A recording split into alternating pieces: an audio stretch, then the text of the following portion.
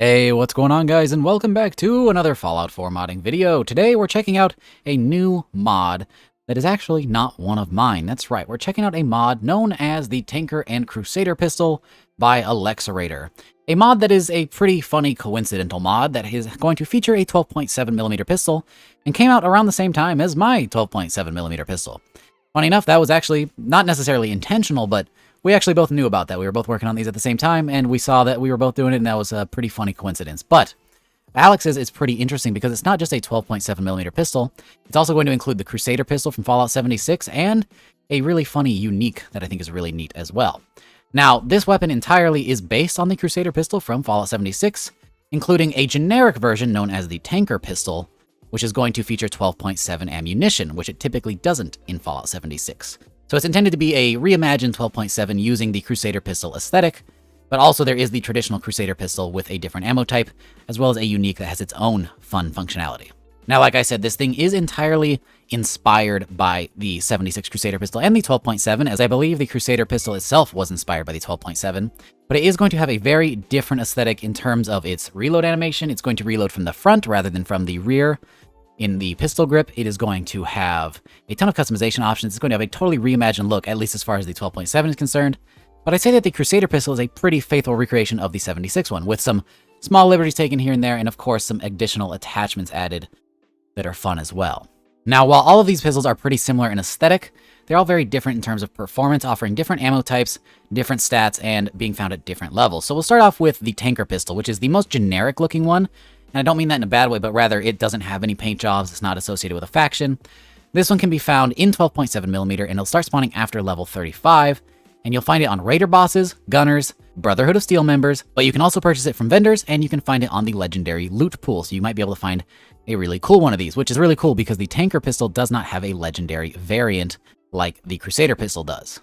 Now, speaking of the Crusader pistol, this one actually spawns earlier at level 25, and it is chambered in 223 caliber. You can find it on the Brotherhood Scribes, Brotherhood Soldiers, and you can purchase it from Brotherhood-specific vendors, or alternatively, you may be able to find it as a legendary. On top of that, there is also one unique, but we'll talk about that when we start breaking down the stats. Now, there is technically one other gun in this mod, but it is an optional file that includes a 14mm pistol. I won't actually be talking about that today in this video, but it is there as a third variant of this weapon that you can find, though it does look pretty similar to the other two. But it will be chambered in 14mm, a completely custom ammo type. Now, speaking of ammo types, that's something we need to talk about because 12.7 and 223 are not available in vanilla. And that is because this mod is going to rely heavily on munitions. It basically requires it to function, and I don't think there's a vanilla version of this mod. It is an interesting choice because I think the Crusader pistol was 10mm in Fallout 76, and it may have even had a 5.56 version. I'm not super sure. I'm not an aficionado on 76 weapons, but I believe that that is correct. And this mod instead opts for 12.7 and 223. That is obviously a decision that is completely up to Alex. I don't entirely understand it, but it is perfectly fine. So if you're a munitions user, that's not really a problem. If you aren't, you have to either wait for a patch or patch it yourself for your own load order, as there is not currently an official one. One other thing about this weapon before we get into the details, it does feature custom animations thanks to War Daddy.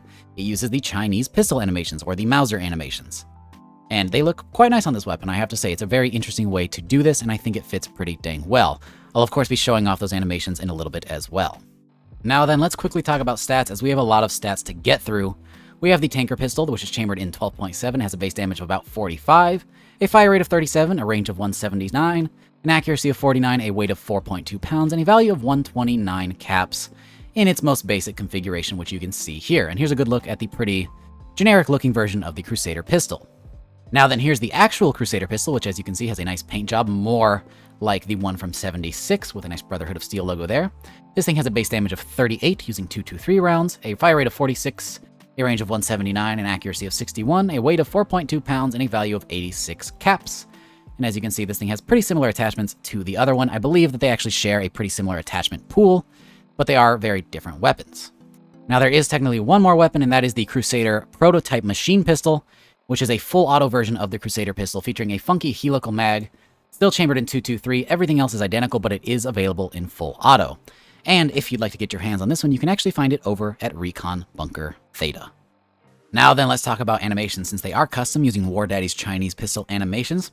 They are the same across all of these weapons, so I'll only be showing it off on one, and I have chosen the Tanker pistol as it has the favorite sound effect in my game, so we'll be using that one here. Here is a mag dump to show you the reload.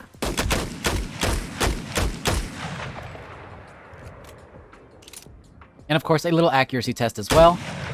I noticed that the sights on this guy are a bit thicker than the ones that I have on my 12.7. They might be a bit harder to use on small targets like that one, but you are still able to hit things if you line it up and take your time. Altogether, a pretty nice anim set that works decently well for this kind of weapon. Not too shabby. Now then, when it comes to the attachments over at the weapons workbench, like I said before, they are shared pretty much across all three of these weapons here, so I'll be showing them on the tanker pistol since it is the most neutral look. For receivers, we have standard all the way up through advanced, with also a couple that I've never seen before, like oiled, aligned, optimized. These are going to be a bit different as they're going to offer higher damage, not as much as advanced, but with slightly different effects like accuracy, reload speed, AP cost.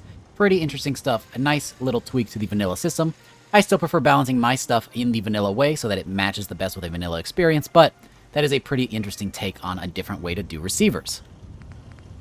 Now then, we also have some barrels to check out. We have the standard barrel, a light barrel, which has some nice cutouts there. We have an extended barrel, which is just going to be a longer section overall. A ported barrel, which has some big ports with even smaller ports cut out of it. We have a cooling barrel, which has some big pipes on the side of it, and they are asymmetrical. They're only on one side, which I think is a pretty neat design idea. I think this looks super cool, super Fallout-y. And then we have the accelerated barrel, which is going to give you more damage and way more range, as I assume this is supposed to be sort of like a Gauss system. I think there are coils up here with a big battery here located on the front, so that is a pretty interesting option as well. Very sci-fi. For grips, we have the option for a standard wooden grip, a comfort grip, a target grip, which offers sort of the classic 12.7 from New Vegas style grip, the gunslinger grip, which is sort of a two-piece grip with wood for, I think, both. I'm not really sure what the side is supposed to be, if that's like a Bakelite or plastic. It's kind of shiny, but it looks like wood texture. We've got the light grip, which is plastic, a synthetic grip, a light target grip, and a speed grip, which offers some interesting knurling on the side there. Really interesting choices here. Lots of grips, all having their own different aesthetic. You'll get to choose which one you like based on its performance, or maybe just its look. For magazines, we have the standard magazine, an extended magazine, which does change the profile a little bit, and then quick eject versions of both of those that do not change the aesthetic of them. Then for sights, we have the standard iron sights, some glow sights, of course, the improved sights, which are slightly different, and then improved glow sights as well. We've got a laser sight, which is massive and hangs off the side of this thing. We've got a reflex sight, which is kind of built into the weapon. It doesn't really sit on a rail or anything. It just kind of phases into the receiver a little bit there. And then we have a full-on scope, which is going to be mounted to a rail, which is an aesthetic that I think I prefer for this gun. I maybe would have liked to see the reflex scope on there, but, you know, it's plenty fine how it is. Not a too bad scope either. And then finally we have the muzzle section, where the option for no muzzle, a compensator, which is pretty reminiscent of the compensator I made as well. I actually quite like how Alex added these rivets on the front here. That looks really cool. A muzzle brake, which is a very interesting design here. And then a big suppressor to go with this guy as well. So lots of customization options depending on what you want for this guy. You can customize this thing to your liking pretty dang well. And like I said, most of these attachments are shared across the Crusader pistol and even the Unique. The Unique does have its own custom helical mag, but that's about the only difference that separates it from the other guns.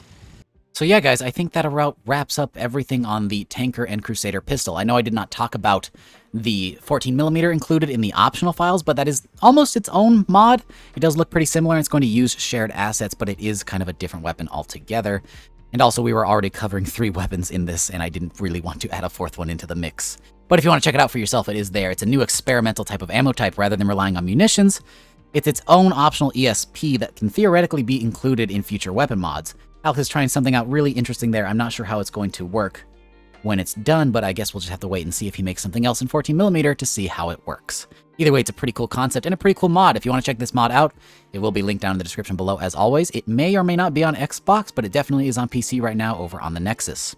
With that, I hope you guys enjoyed the video. Consider dropping it a like if you did. And if you'd like to support my work directly, whether it's the mods I make on Nexus or the videos I make here on YouTube, you can do so using the link down in the description below to do so on Patreon. It really helps out, and I appreciate every single one of you who's doing so already. Alright, that about wraps everything up. Hope you guys enjoyed, and I'll see you all in the next one. Peace!